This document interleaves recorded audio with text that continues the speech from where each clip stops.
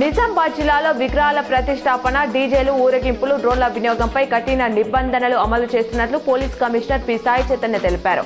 అనుమతి లేకుండా కార్యక్రమాలు నిర్వహించరాదని, బహిరంగ ప్రదేశాల్లో మద్యం తాగడం నిషేధం విధించినట్లు స్పష్టం చేశారు. రాష్ట్రంలో రాబోయే 3 రోజుల పాటు గరిష్ట ఉష్ణోగ్రతలు నమోదవుతాయని హైదరాబాద్ వాతావరణ కేంద్రం వెల్లడించింది. రేపు ఆదిలాబాద్, కొమరంభీం, మంచిర్యాల, నిర్మల్, నిజామాబాద్, ఖమ్మం జిల్లాలో వడగాలులు వీచే అవకాశం ఉందని తెలిపింది. ఈ రోజు గరిష్టంగా ఆదిలాబాద్లో 43.3 డిగ్రీల ఉష్ణోగ్రత నమోదైంది. ఈ నెల 19 వరకు పాటు వాతావరణం వేడిగా ఉంటుందన్నారు. రాష్ట్ర ప్రభుత్వం చేపట్టిన ప్రజాపాలన ప్రగతి ప్రణాళిక కార్యక్రమంలో భాగంగా బుధవారం నిజామాబాద్లో చేపట్టిన రోడ్డు భద్రత అవగాహనలో మంత్రి Ponnam Prabhakar, Nizamabad rural MLA doctor R Bhupath Reddy, urban MLA Dhanpal Suryanarayana, ఇతర అధికారులు పాల్గొన్నారు.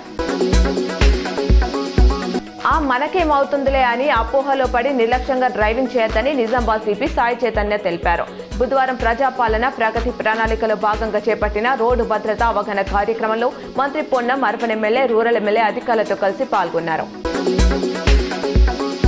పురాతన యుగంలో గణపతికి తల మార్చగలిగారేమో కానీ ఈ కలియుగంలో అది సాధ్యపడదని, ప్రతి ఒక్కరూ హెల్మెట్ ధరించి సురక్షిత ప్రయాణం చేయాలని నిజామాబాద్ అర్బన్ ఎమ్మెల్యే ధన్పాల్ సూర్యనారాయణ అన్నారు. బుధవారం రోడ్డు భద్రత అవగాహన కార్యక్రమంలో మంత్రి పొన్నంతో కలిసి పాల్గొన్నారు. హెల్మెట్ ధరించకుంటే జరిగే అనర్థాల గురించి వివరించారు.